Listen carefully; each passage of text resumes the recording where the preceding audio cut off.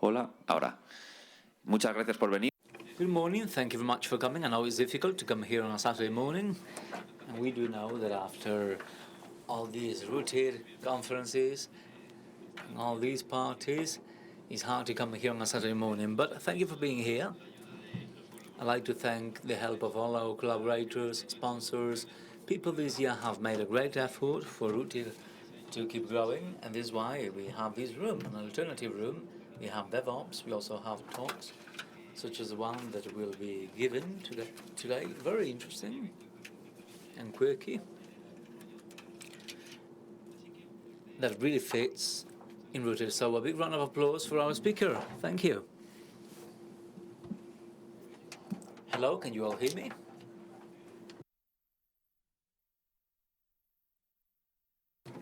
Welcome everyone to RootedCon. This is the last day of this conference. My name is David Melendez, and you are here today for a presentation called Do All Your Crying at Home Before You Get Here. And you know, with this kind of title, you're like, what the fuck?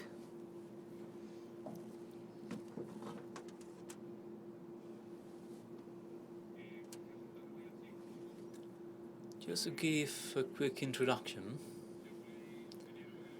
about myself, I'm an engineer in embedded system software. I do that professionally. And I've been called the guy with the drones with routers. I've been the creator of the drone Atropos and the ROV Texas Ranger. I've been at some of these conferences before, in the last 4 years mainly. And today I'm not here to talk about drones. Funny enough, I'm not going to talk about drones or hardware hacking, even though that's my specialty. I'm here to talk about something that has been out there for a while.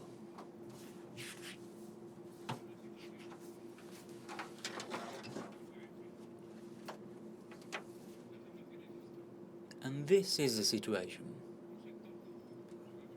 A sector with a future. This is news from Panda. It says, 1 million specialists in cybersecurity are needed all over the world, approximately. Right? 1 million. How many do you want? 1 million. So, if you haven't been hibernating, you've probably read or heard this before. The fact that people have this perception. So just to give you some background,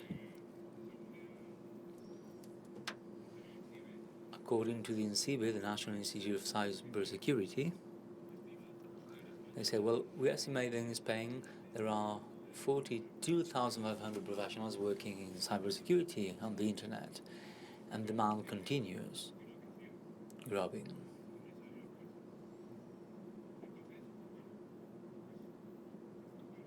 So one may say, okay, people are needed, demand keeps growing, this is on fire, this is amazing. You may say, okay, I'm going to check the news, and the headline says, talent in cybersecurity, between the current deficit and the challenge of being the profession of the future. And then there's another line saying the lack of experts makes companies the object of desire for hackers. Ooh. And here we perceive some sort of funny aftertaste.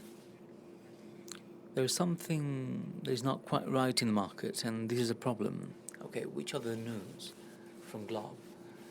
The lack of professional in cybersecurity is making companies and governments more vulnerable. Okay. More wood to the fire. Expansion. The lack of digital talent is a ballast for cybersecurity. Look at the words and the terms used. They keep using the word lacking. So you search in Google, you're like, okay, deficit of talent in cybersecurity, and I get 49,800 results approximately. Like the 1 million approximate professionals needed. The lack of talent is another risk in cybersecurity.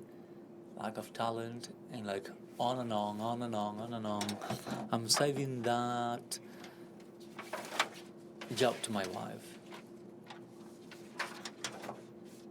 You may say, so what the hell is talent? Let's start defining what talent is. You may say, okay, talent is the intellectual capability or aptitude someone has to learn things. Or talented person. Your son was a big talent. He's one of the greatest French talents of all times. But the talent says that this is something special, it's not something normal. Talent is like, if this is a bag, whatever is out of the bag. The cream of the crop.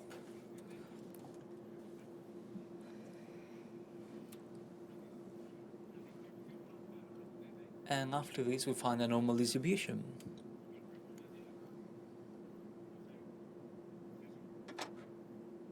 So we have people with mental insufficiency, and then we have a more normal distribution. This is a typical Gaussian bell, on which many things in life and in the universe are based on. It shows the talent distribution and people's capabilities. So all our capabilities are mostly in the center, and then there's a small percentage that keeps decreasing until you get to the 145. This is an IQ chart, but that's irrelevant. It could be applicable to anything. Even to people who know something, people who know things, the more difficult they are, the more to the right they will be, instead of being to the left. And that's quite relative. People's capabilities change through time. Many years ago, for example, reading was to the right. And I prepared this slide to say that the reading capability is quite well spread along the chart. And some people say, well, maybe not that much. Anyhow, you get the concept.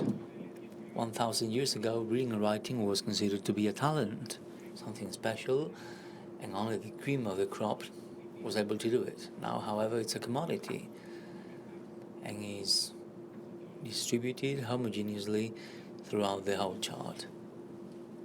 So our conclusion is that someone's talent is not what you're able to do. It's defined by the lack of capabilities of the rest. You're not defined by writing. For example, I write, or I'm a good guy. And this concept is quite important to begin understanding this whole topic.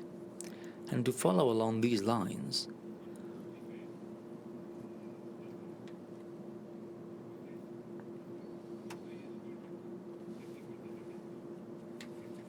you think and say, okay, I keep hearing that there's a lack of talent and there's a problem, but let's try to look for some official source and see what's the official opinion on the lack of talent. And I went to a report on PDF done by ENG, the National Institute for Cybersecurity in Spain, that talks about this topic in a very specific way regarding cybersecurity talent. Some people have detected that there is a problem, so they have started to work on this, and they created a report to show that. So I went to the website and said, okay, let's have a look at this. And the first thing I saw very quickly was a paragraph saying the available offer of professionals who are experts in cybersecurity and ready to face complex and high challenges is not enough to meet the needs of recruiters. Okay. Here we may start understanding what they mean. This context in CV promotes the launch of actions to favor talent in cybersecurity in Spain. So we keep reading and we have two columns. On the one hand, we have the recruiters, industry, the academic sector, researchers, administration, and recruiters, as we can see here clearly, demand cybersecurity experts. They say, well, we want people who know lots about everything, cross-sectional knowledge, who can speak English, and who are nice people, who are ethical and committed. Below it says the demand of professionals in security has increased. So there is a lack of people, the demand is increasing. The cybersecurity profession is not defined enough. And here's the nitty-gritty of things. It is estimated in 2020, 1.5 million people will be needed. It's not 1 million anymore, it's 1.5 million. So these are all approximate. And there are a few calls. I don't think my pointer has a laser, but anyway, it's not the time to do R&D. So on call 1, we see that this comes from the International Information Cybersecurity Consortium. So I said, I'm going to go there, to that consortium, and see what they say. But before I do that, we can see the main ideas here. And it even says, a talent leak out of Spain has been detected. This is like getting a wooden stick to detect water, and you go to Niagara Falls, and you're like, okay, we have detected water there. You know, that's my feeling. That's my own personal feeling. So I went to the piece of research to look at the findings. And at the beginning, there is a paragraph that was quite remarkable because it says, the survey objective and methodology. Survey? Hold on. So if you read what it says, basically, it says that these data, the fact that professionals are missing, have been obtained from the staff opinions, from people's opinions. There was a famous Spanish writer who called Francisco Umbral, who said, well, what people think doesn't matter to me because I have my own column in a newspaper. But here the piece of research says, well, we got a lot of experts and security professionals, and we ask them about their opinions.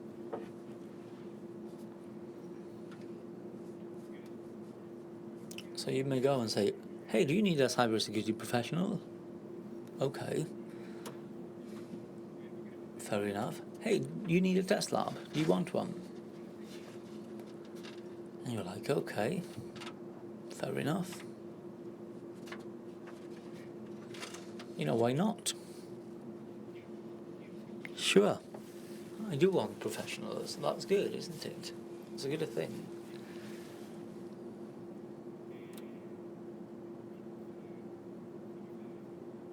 And this is what what this is all based about. It's based on experts' opinions. And then the survey continues.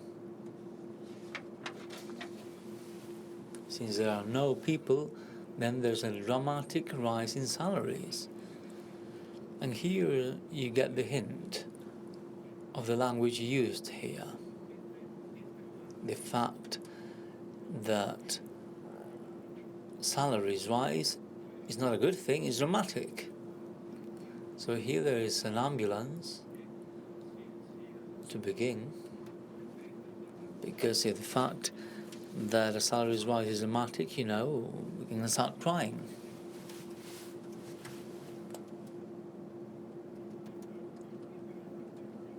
And there's nothing to write home about. This is in dollars, and these are not Spain's salaries, by the way. I get the feeling that they're not. I have detected that these are not Spanish salaries. I have 3 friends who are doctors, and they say, well, in dollars in the USA, some doctors may earn $300,000 a year.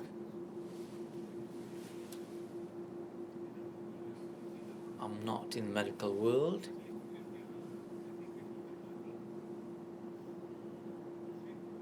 but if a piece of research says that is dramatic, that'd be funny, but I haven't seen that happening.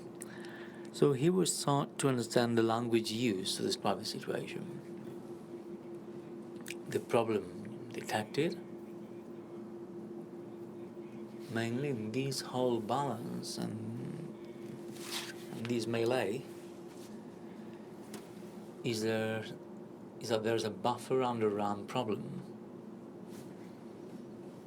Basically, there are no people. There's a dramatic rise of salaries, but people are not coming in. The buffer is voided. And the issue here is to keep the talent. When people talk about talent retention, I think either of that or about this. And you may say, okay, no problem, not to worry. We're going to create some actions to mitigate this serious problem. So Insibe suggests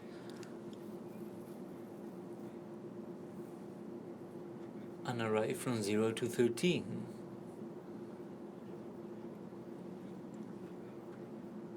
Okay, this is what Insibe suggests. So the first thing we need to do is to diagnose the situation of cybersecurity in Spain. Okay.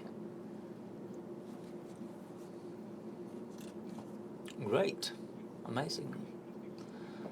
Diagnosis that completes the analysis and the coverage and gives coverage to actions. Next, small hackers. Stimulating the early skills of kids and teenagers. However, let's go back. You said that you were going to diagnose the situation of cybersecurity in Spain. But now you're talking about what you're going to do before you research that, you diagnose it, which is to have small hackers. So how can we have more people in cybersecurity? Children are easy to manipulate. So this is very comfortable and very cheap. We can do this. You want to study cybersecurity. These are not the androids that you're looking for. Come on, you're a big troll. Well, let's discuss it. Tell me your arguments against. If more people are needed, let's persuade more people to join this field. I'm not against, and I fully respect the fact that some people may not have.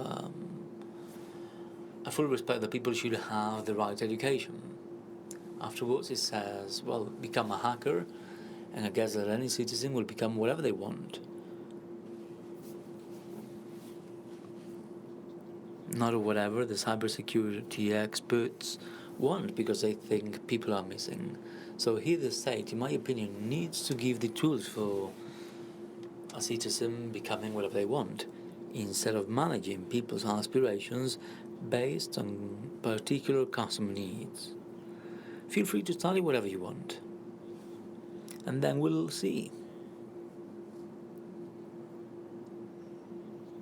And here it says, we can get kids to learn programming, and that's great. Extreme, fabulous. But good actions do not necessarily involve equally cool purposes.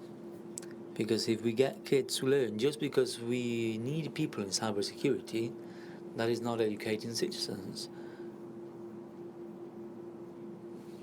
but getting the buffer around to be diluted. The objectives are not the same, even though the actions are similar. So this is quite interesting. And there are other options.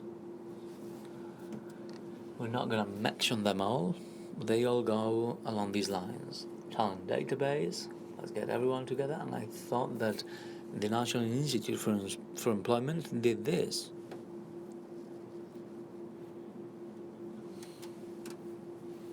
But I don't know what's going on here. Do they not do it? And these people want to do instead? Are they both doing it? And then digital badges. This is quite remarkable, because I love playing a StarCut. And it says here, accreditation and digital recognition system for cybersecurity skills. So it's essential to unblock achievements. Okay. So whenever I'm doing reversing, it'll be like, you know, you've unblocked an achievement. You're earning 1,000 euros per month now.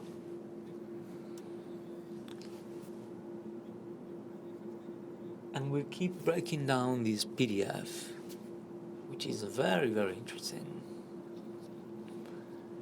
And I know people are going to hate me, but someone had to mention this.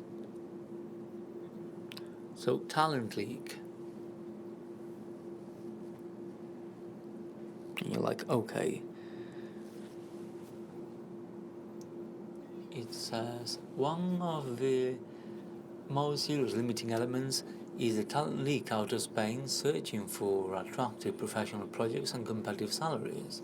I mean, the fact that people are trying to make a living is a serious limiting element. Hey, you're getting things out of context. I don't want to say that. I'm just saying that it bothers me that people leave. But I thought that people were leaving, searching for an adventure, searching new talents, not just because they need to leave the country, but rather because they were a bit restless, like Willy Fogg. You know, with a bit of background music.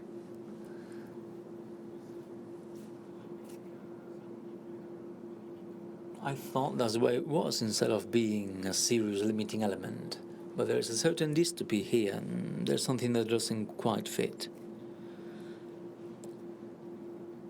So calling it a limiting element just because people do not act, just because people act according to the received education, resilient, and searching for new challenges, but not so much. Hey, take it easy.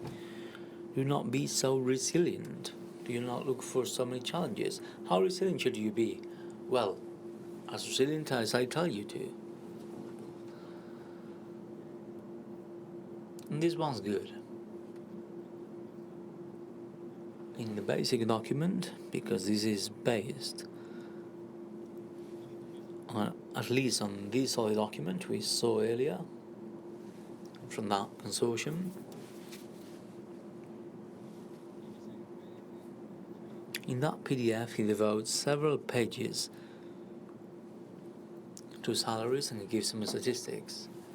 There is a 25-page PDF with a little paragraph short paragraph that says, well, the salary issues were widely discussed in the working groups.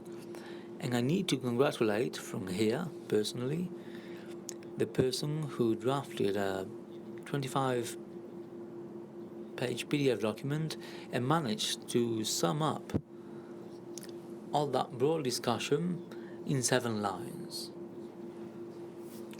Because, that's extreme summing up. That's an extreme summary. So I do show my admiration. The research and the observation they made.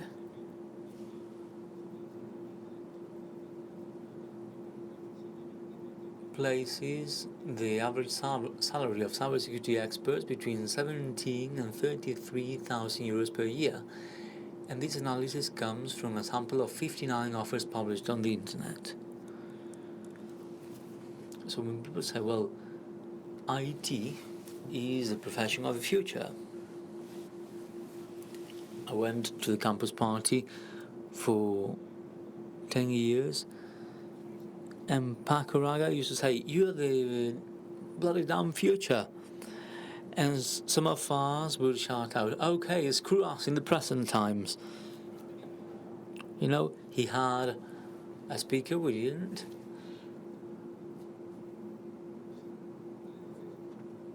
We just had little speakers. So the brilliant future of IT experts is out there in the horizon. It's always out there, just behind the next mountain.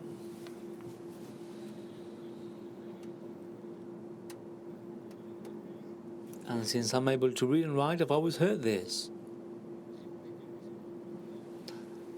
Non-IT people who've never done IT at all,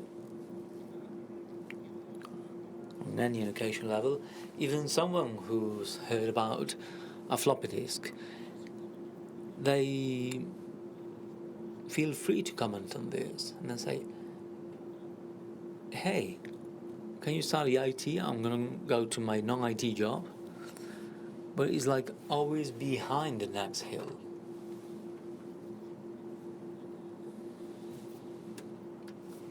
I recently saw a YouTube video where a guy gave his dog a robotic crane with a hanging sausage.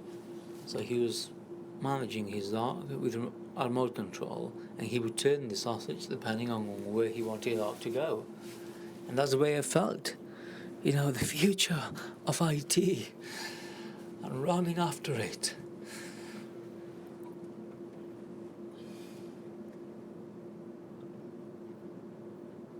So I was like, okay, I'm going to do my own sample. I'm going to search for cybersecurity on InfoJobs, a job search engine.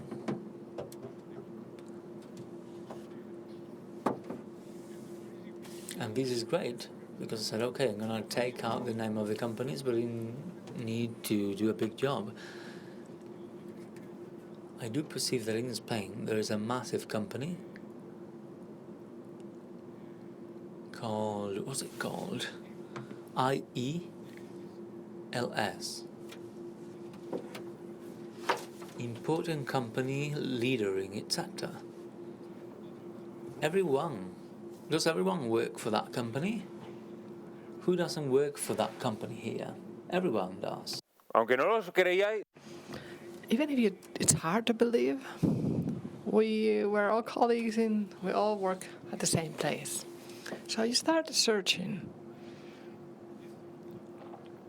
and you see this sort of a payment not detailed or identified. So it's always we never have a reference of how much they're paying.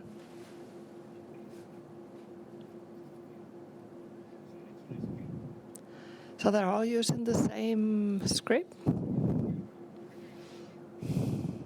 They've taken the Python and they're doing crawling because it's really hard to look for a job offer that details the salary.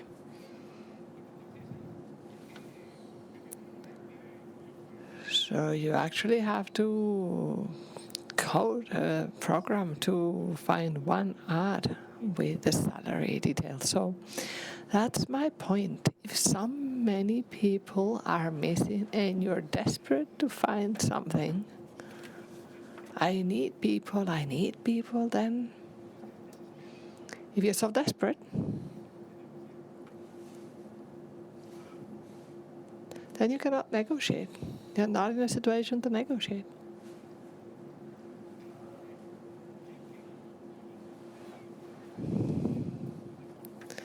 Because when you leave university, you finish your training, or just leave your home, advice about work, finding a job, be humble, accept whatever is given. If you're asked whether you have a partner, well, do answer. If you're asked for the age, answer. Even if it's illegal, you have to say yes, yes, and be humble. And I agree with that. And I'm not being ironic, and I'm not joking here. That's how it has to be when you have little to offer because you have no experience. I accept that you have to take it. I can't compete with people who have more experience and therefore will make more money and have better positions. But this goes both ways, doesn't it? That's what would make sense. So if you're complaining because you can't find people, then you cannot sort of pretend to have everything under control. Or can you? And why? Because there are people.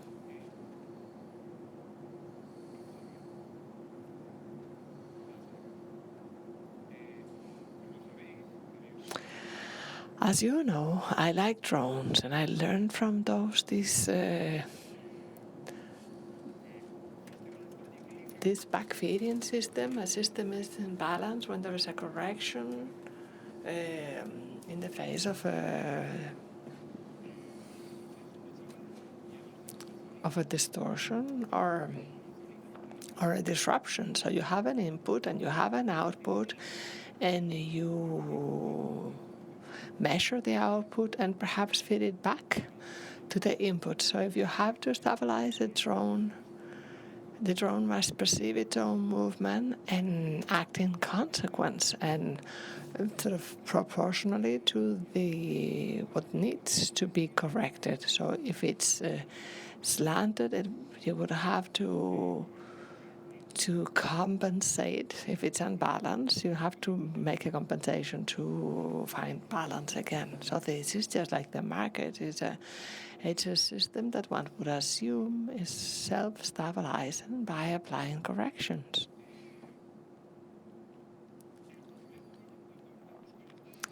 So the problem is that some people try to recover stability in their own benefit, but breaking these rules. If there's a shortage of people, demand has to grow. But what we're measuring here is the quantity of demand, not the quality of demand. Because something that I find quite striking is when Mr. Lassalle introduced the Silver Camp a while ago, he was saying, I invite you to get into this sector because it's very important, because it has a very high turnover. I don't know how many thousand millions have been paid in this sector in the last few years, and he said a figure. So you're attracting people because of millions. Is this gentleman going to be in the job interview when they ask about vocation? He's not going to be there. Why? Because he's a politician. He will not be there when, imagine somebody listens to him and he says, I'm going to study this because there's a lot of money there and I'm going to get in there for the millions. And when you go to the job interview, they say, we want people with a vocation. And this gentleman is not going to be there saying this sector is, is paying lots of money. So, vocation, the issue of vocation. What is vocation? The call or inspiration that a person feels from God. Okay, let's move to the next meaning. Inclination or interest of a person coming from within for somebody to devote their lives to a type of job. Okay, it seems to come from inside. Although perhaps in judging by what things are like, perhaps people would rather expect the first meaning about the call from God. This one's very good. It's as if you use vocation as an argument to negotiate against the person who has that vocation. Do not pretend to be surprised if they run away. This is a personal experience. I'm not going to say from whom, but having done technical tests and a lot of talking, and I've done this run, and I've done a run with junk in my spare time. When the conversation came to salary, the first issue that came is we want people with vocation here. Yes, we've talked about vocation already. That's my feeling. Yes, I did it run with junk, but just for fun. So vocation, I think it's clear. That has been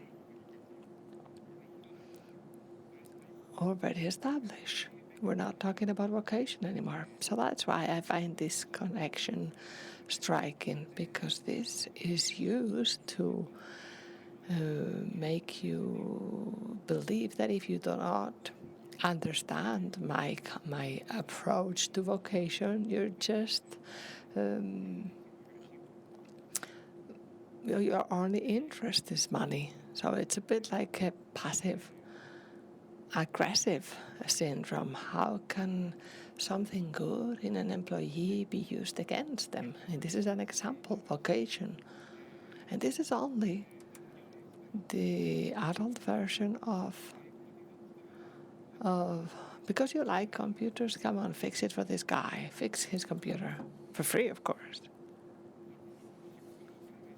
If you expected this to stop happening as you grow up, that's not the case. This is just a mutation of that. Vocation is great.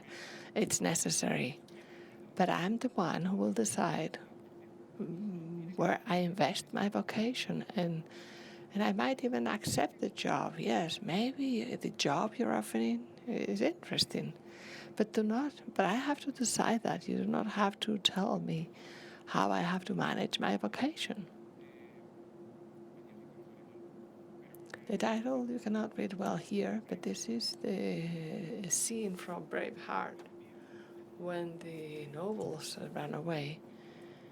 And they say, so I offered so many land in England, but the computer guy accepted for a lot less. And this is what happens.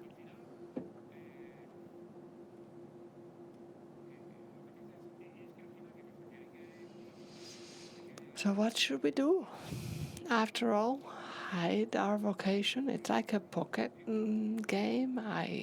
We all with our sunglasses and our hats covering our faces. Vocation? No. So if you want to attract people with vocation, do not blackmail them with it. Because it's peculiar that, of course, a company has to maximize benefit with respecting the law, and that is necessary and crucial for the country. Companies have to do that. I think that's crucial, and it's true that sometimes they struggle with a lot of obstacles, red tape, and I know, I've heard about all this, but we've said enough about that. But the person as a business institution, if a company can optimize a benefit, because a company intends to make money, and that's accepted and that's okay. But when, as a person, you want to choose your professional career beyond vocation, we should perhaps accept that they have chosen for he may have chosen for his whatever reasons something else, because there's a lot of effort involved in this job and everybody wants to be happy. So it seems like a person optimizing the resources is not right, and you get angry with them because they do not choose what you want them to choose. That's not fair. This is like a Minecraft game. I've made a spoiler to myself now.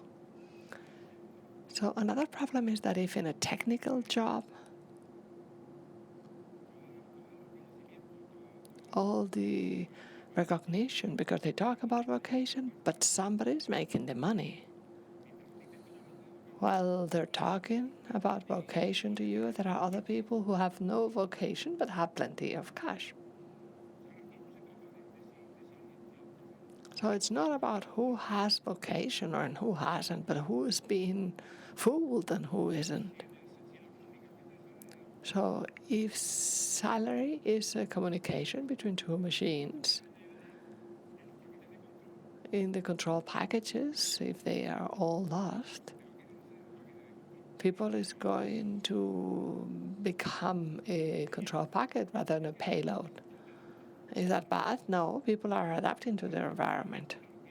They are adapting to what's there. They're being resilient.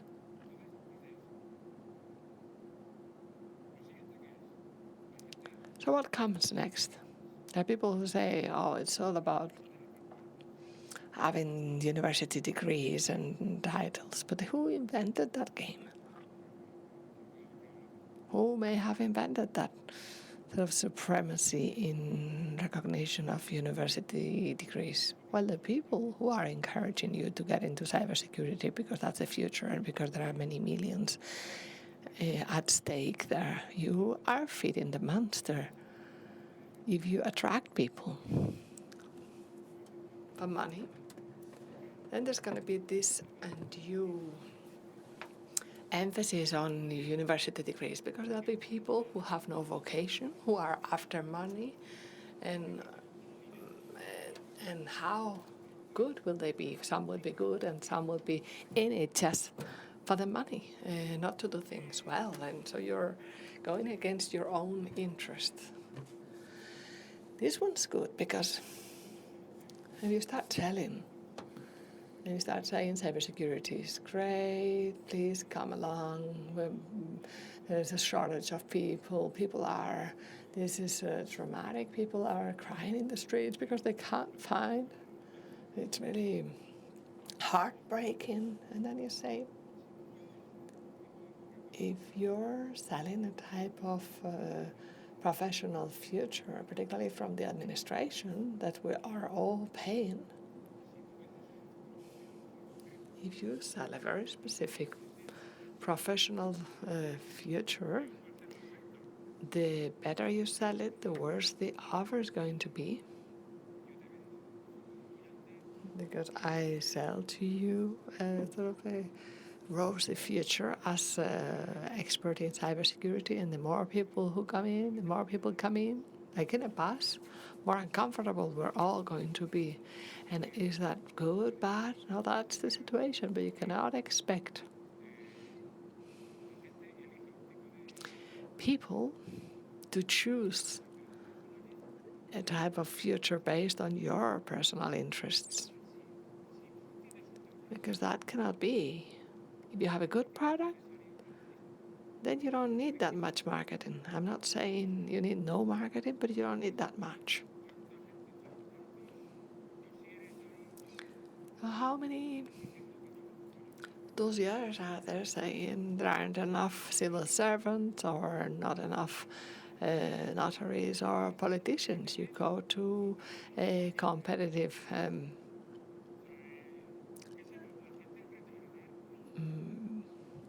job offer, and it's plenty of people. If the future is bright, then people will bet on that, and if people do not, well, then you're stuck.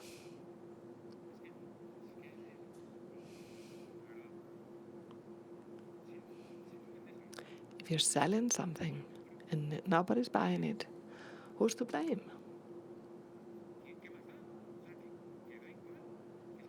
Who cares? No, but I'm looking for, I read this in an article. We are looking for engineers who speak Ukrainian, Russian, Finnish, German, and we're engineers, and I can't find anybody. You say, okay, you can't find anybody. You have two options.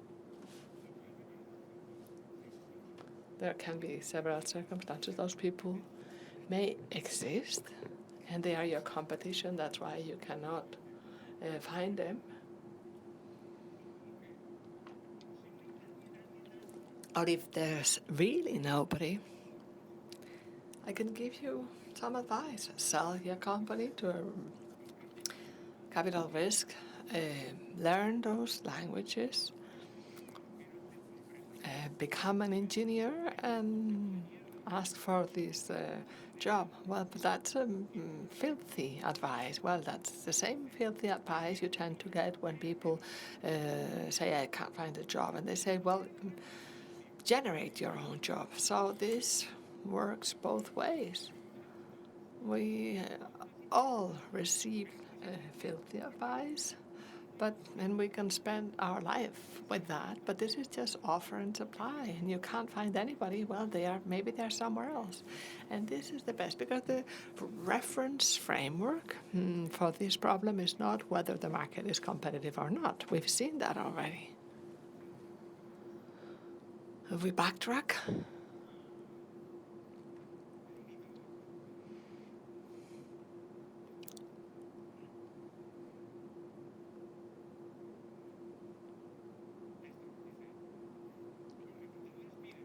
Recruiters ask for, it's all about me.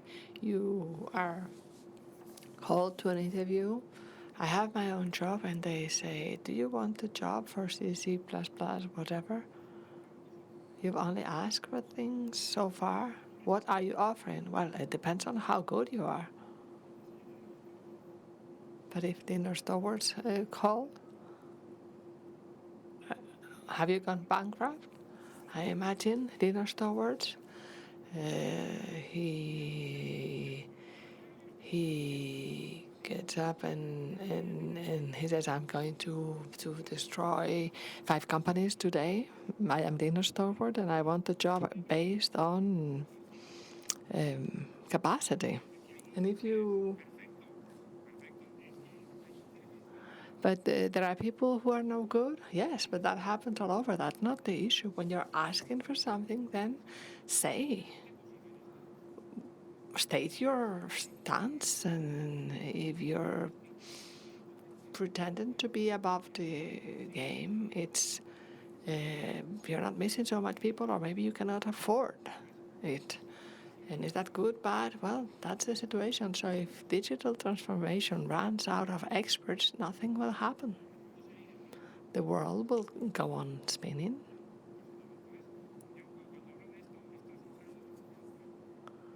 This is the alarm brake of the train, because of course I'm not going to leave this room without talking about trains. This is ego. It's the emergency brake. Ego is not useless. When you're being dragged on the floor and people and you're saying that you can't tell me there's a shortage of professionals, because that's a relative issue. But this ego, this train brake, and you have to use it carefully, because you may end up looking like a stupid person. But it's for extreme situations. But if you're really looking for people with talent, start by not insulting their intelligence. And this is the conclusion. If you defend the idea that the success of a person is based on their overcoming their own limitations and being competitive, apply that to yourself and stop crying, making other people responsible of the fact that they are not studying what you would like them to study. So messages to workers, and this is also about workers. I'm not only, this is the talk about crying. It's not crying. It's just making it clear that if we are resilient, we all have to be resilient, including working people, yes, but also companies, institutions, and the state. So enough of whining and complaining because there are no professionals. Stop whining. Be resilient. Be proactive. Because this is very serious. This is very serious because it's a social engineering attack to society. It's saying we're going to introduce a malware so everybody believes that there are not enough professionals and keep us in sort of at the kinder sitting table, at the children eating table. So it's a distributed APT and a denial of service attack. And that's the message I wanted to convey, that you cannot manipulate me with that message. It's irrelevant whether there's a shortcoming or not. It's what it is. It's the market. So thanks very much. I don't know if there's time for comments.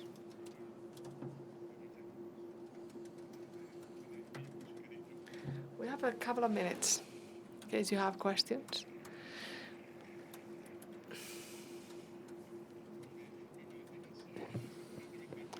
I think you've been explicit enough, and I think everything's clear. Are there any questions or comments?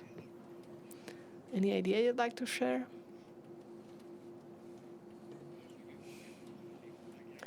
I know with this talk I'm not going to make many friends. If you say the truth,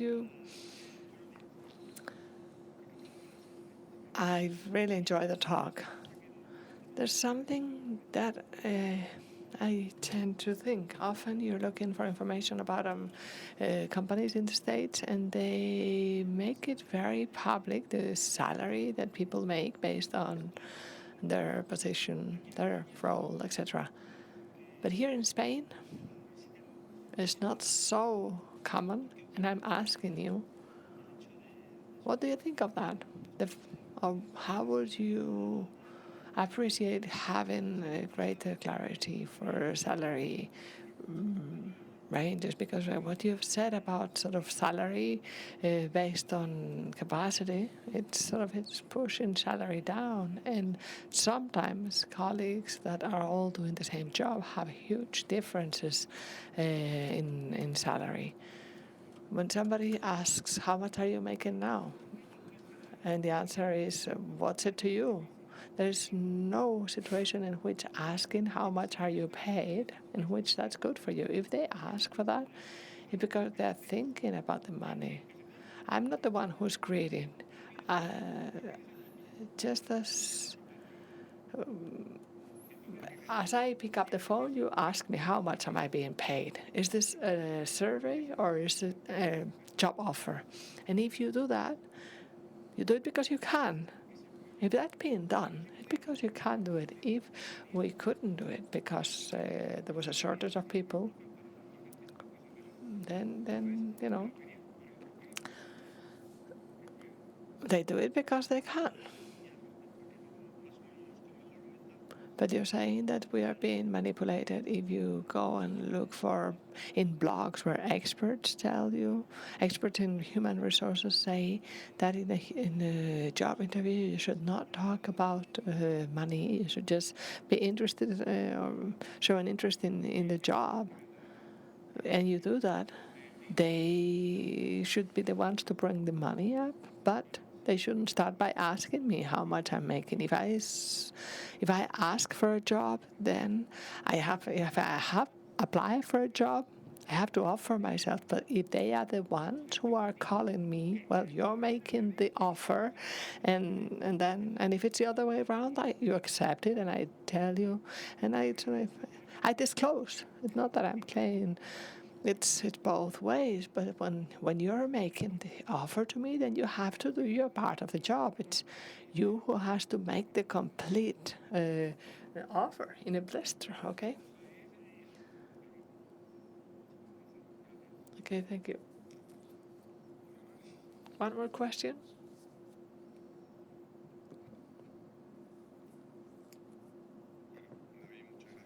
Thank you very much, David.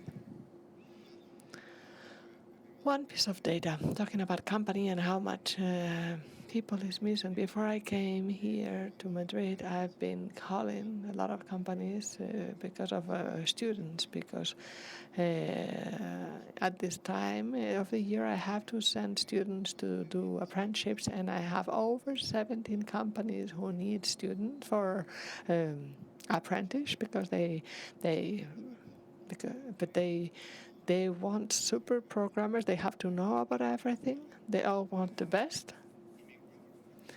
And I find that I only have 7 students. And I say to companies, well, start hiring people. And they say, the company can't hire anybody else. And then, why do you say you need these kids?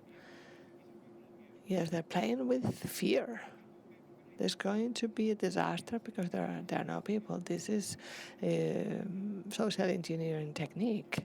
We play with fear to generate a mental state. And I actually said it in a talk, and somebody asked, so do we find a job and after studying this? And I said, yes, there's a shortage of people, and I actually repeated this mantra, and this is a constant social engineering attack to modify a market that should be free. I'm not saying that people shouldn't study computing sciences, but what I'm saying is that there are people who want you to study that because they have their own interest. You have to study whatever you want, even if it's just a special sewing techniques. Thank you. También recordaros que una de las cosas que hacemos en Rooted es la publicación. One of the things we do in Rooted is to publish job offers from companies. We review them before we publish them, and we try to have them include the salary, in that they're not asking for too much compared to what they're offering, and that it's sort of dignified and